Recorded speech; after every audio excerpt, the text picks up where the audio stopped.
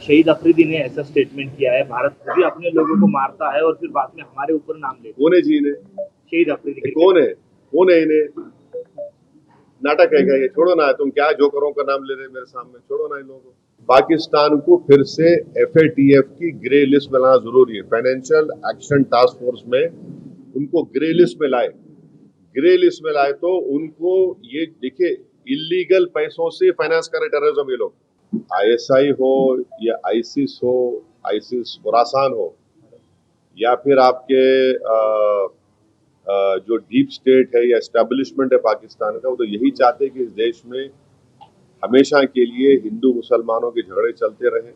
अब पाकिस्तान जो ये बातें कर रहा है, पाकिस्तान को ये नहीं मालूम, ये मालूम होगा उन लोगों को कि उनका जो सालाना बजट है वो हमारे मिनिस्टर डिफेंस के बराबर नहीं है।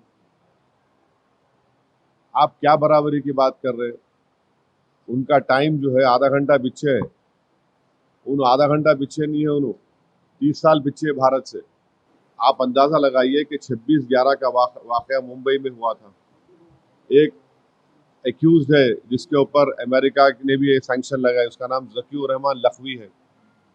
उन्हें जेल में रह के बच्चे पैदा करा, उन्हें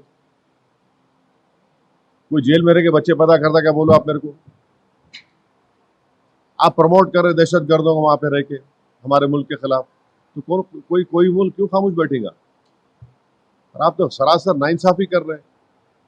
मजहब का नाम पूछकर आप गोली मार रहे हैं। ऑल पार्टी मीटिंग में जब हम गए थे, उस ऑल पार्टी मीटिंग में तमाम opposition parties, non India opposition parties ने हुकूमत को ये कहा है कि आप इंसाफ दिलाने के लिए जो इकदाम करेंगे, जिन लोगों के अफराद ख़ानदान को इन दहशत गर्दों ने जान ली है, हम उसकी तायद करेंगे। तो अब हुकूमत जो है अपना इकदाम करेगी। अब पाकिस्तान जो ये बातें कर रहा है, पाकिस्तान को ये नहीं मालूम, ये मालूम होगा उन लोगों को कि उनका जो सालाना बजट है वो हमारे मिनिस्टर डिफेंस के बराबर नहीं है। आप क्या बराबरी की बात कर रहे हैं? उनका टाइम जो है आधा घंटा पीछे है, उन आधा घंटा पीछे नहीं है, उन 30 साल पीछे भारत से। तो ये उनके पास ही बहुत बड़े मसले मसाइल है। बलूचिस्तान में TTP का मसला है, आप उसको देखो। आप जो दहशत गर्दों को वहाँ पर पनाह दे रहे हैं, उनकी ट्रेनिंग कर रहे हैं और उनको हमारे वतन में भिजा कर मासूम लोगों का खून बहा रहे हैं, ये सरासर गलत है, ये दहशत गर्दी है। और आप अंदाजा लगाइए कि 26/11 का वाकया मुंबई में हुआ था।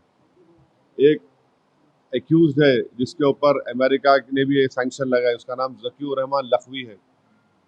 उन्हें जेल में रह के बच्चे पैदा करा, उन्हें कोई जेल में रह के बच्चे पैदा करता क्या? बोलो आप मेरे को। आप प्रमोट कर रहे दहशत गर्दों को वहां पे रह के हमारे मुल्क के खिलाफ, तो कोई मुल्क क्यों खामोश बैठेगा? और आप तो सरासर नाइंसाफी कर रहे हैं। मजहब का नाम पूछकर आप गोली मार रहे हैं। इनकी आइडियोलॉजी में और ISIS की आइडियोलॉजी में कोई फर्क नहीं है। हाँ, छोड़िए ना, बचपने की बातें नहीं करना। उनके नाना से क्या हुआ था उनको नहीं मालूम, उनकी वालदा से क्या हुआ था उनको नहीं मालूम। उनकी वालदा को दहशतगर्द मार दिया, तो कम से कम उन्होंने तो ये बात नहीं करना। आप किससे बात कर रहे हैं? आप क्या बोल रहे हैं? आपको अंदाजा भी है, जब तक अमेरिका आपको यहाँ से वहां से कुछ नहीं था तो आप बोल नहीं चाह सकते, आप हमारे को आंखें दिखा रहे हैं। आप सुरक्षा को लेकर जो है अभी भी सवाल वहाँ पर खड़े किए जा रहे हैं। हाँ, सुरक्षा को लेकर वहाँ पर अभी सवाल खड़े जा रहे हैं कि जब ये हमला हुआ था उसी टाइम पुलिस वहाँ पर ज्यादातर नहीं थी, नीचे पुलिस थी, ऐसा बताया जा रहा है। देखिए, हमारा बोलना ये है कि अकाउंटेबिलिटी फिक्स होनी चाहिए, क्योंकि हमने सर्जिकल स्ट्राइक किया, बालाकोट किया, और ये देश को पैगाम दिया गया था कि अब कोई दहशतगर्दाना हमला नहीं होगा। इसके बावजूद भी पाकिस्तान से टेररिस्ट आकर हमारे देश में हमला करते, लोगों की जानें लेती हैं। तो मोदी हुकूमत को अपनी डिटरेंस पॉलिसी को सही करना पड़ेगा। और जहां तक ये सवाल है कि उस मेडोज पे, बैसरन मेडोज पे पुलिस या सीआरपीएफ नहीं थी, तो ये भी मालूम करने की ज़रूरत है। तीसरी बात यह है कि ये दहशतगर्द कैसा वहां से बॉर्डर क्रॉस करके पहलगाम में, ये भी मालूम करने की ज़रूरत है। तो ये सब चीज़ें हैं और हम उम्मीद करते हैं कि हुकूमत जो है इसकी अकाउंटेबिलिटी फिक्स करेंगी और ये देखना पड़ेगा उनको, ये तो काम सरकार का है वहाँ पे। और हम ये भी कह रहे हैं आप लोगों से, आपके आपके कई ऐसे टीवी चैनल है जो गैर ज़रूरी कश्मीरियों के खिलाफ नफरत भड़काने की कोशिश कर रहे हैं। याद रखिए, अगर हम इस तरह का काम करेंगे तो चाहे वो पाकिस्तान हो या लश्कर एलिटी हो, ये लोग खुश होंगे। इनका मकसद एक ही है कि इस मुल्क में हिंदू और मुसलमानों में नफरत और बढ़े। तो इसलिए हमको उनको नाकाम करने का मौसर तरीका ये है कि हम इस तरह के झूठे प्रोपेगेंडे को ना करें। सबसे ज़्यादा अगर नुकसान हो रहा है तो कश्मीरियों का हो रहा है। सबसे ज़्यादा अगर खून बहा है उस सरजमीन में तो कश्मीरियों का बहा है।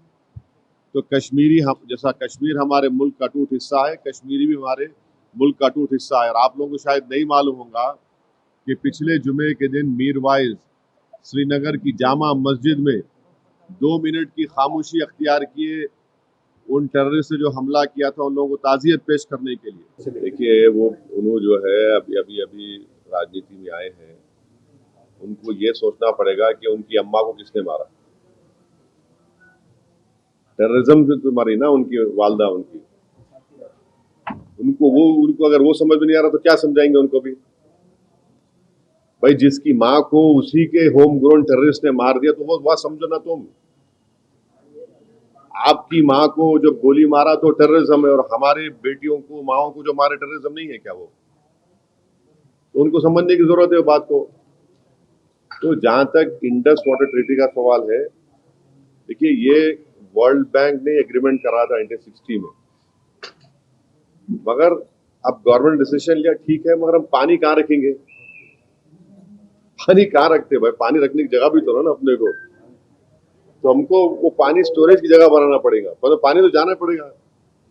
तो वो गवर्नमेंट डिसीजन लिया है, ठीक है, हम उस पर गवर्नमेंट का फैसला है, कैबिनेट कमेटी ऑन सिक्योरिटी में गवर्नमेंट डिसीजन लिए, हम उसको मानते हैं। देश में खुदा पूछकर मारा गया, ऐसा लगता है?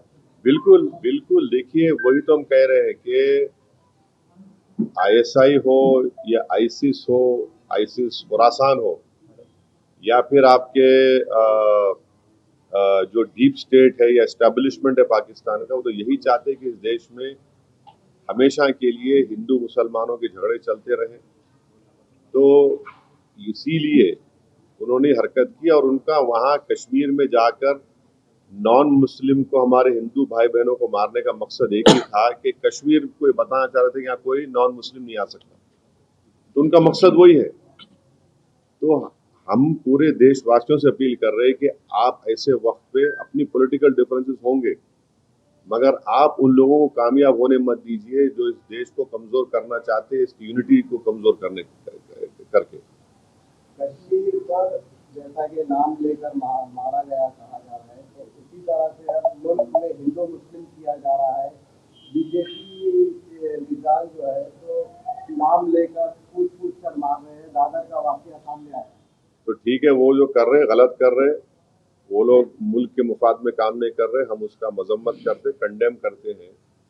अब आपके ही डिप्टी चीफ मिनिस्टर महाराष्ट्र के, वो खुद बोल रहे कि वो जो बच्चा जो जान दे दिया अपनी, आदिल, वो तो अपनी जान दे दिया ना। वो कहाँ देख रहा था कि मुसलमान है हिंदू, देख रहा, इंसान को देख रहा था। वो जान बचाने के लिए वो टेररिस्ट से वेपन छीनने की कोशिश किया, उसको मार दिए। तो ये जो अगर हमारे देश में से कोई कर रहा है गलत है, ये उसको हम कंडेम करते हैं। सरकार ने जो अल्टीमेटम दिया था कि जितने भी पाकिस्तानी हैं उनको पाकिस्तान भेजा जाए, वो चले जाए, मगर यहाँ की राज्य सरकार में जो है देवेंद्र फडणवीस बोल रहे कि पूरे गए, और एकनाथ शिंदे जी बोल रहे 160 अभी बाकी है। मेरे को नहीं मालूम है, ये तो गवर्नमेंट को। युद्ध कितना महंगा पड़ेगा भारत को? अरे भाई, अभी गवर्नमेंट को छोड़ो ना, ऐसा लूज टॉक मत करिए, गवर्नमेंट का डिसीजन होगा, गवर्नमेंट पूरा सोच के फैसला करेगी। मेरा मानना नहीं ये नहीं, है सुनिए, एक मिनट सुनिए, गवर्नमेंट क्या करेगी नहीं करेगी वो गवर्नमेंट तय करेगी। हमारा बोलना, अपोजिशन कहता है कि आप इस पर स्ट्रांग एक्शन लीजिए, ये खत्म होना ये चीज। अब वो कैसा एक्शन लेंगे, क्या लेंगे, गवर्नमेंट पे तो थोड़ा आपको तो उन पे छोड़ना पड़ेगा ना।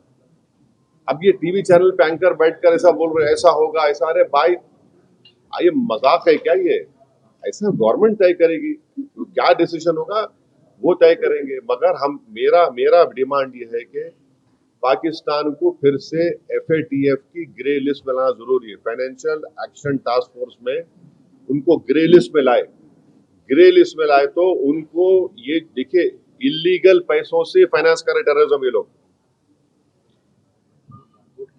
कोई वाइट का पैसा नहीं कि इलीगल पैसे से। तो FATF की दोबारा लिस्ट, ग्रे लिस्ट में पाकिस्तान को डालना जरूरी है। हम डिमांड करेंगे ये गवर्नमेंट से कि उनको FATF की ग्रे लिस्ट में डालो आप, तभी जाकर उनका होगा। और हम लोग पूरा उन पे साइबर अटैक करना, हमारे पास एथिकल हैकर्स है, हमारे पास नेवल और एयरफोर्स ब्लॉकेट कर सकते, इंटरनेशनल लॉ में कर सकते हम। और अगर कल कोई एक्शन गवर्नमेंट लेगी तो यूनाइटेड नेशन का कानून है आर्टिकल 51 जो सेल्फ डिफेंस में आपको राइट देता, और नॉन स्टेट एक्टर्स के खिलाफ भी आप एक्शन ले सकते।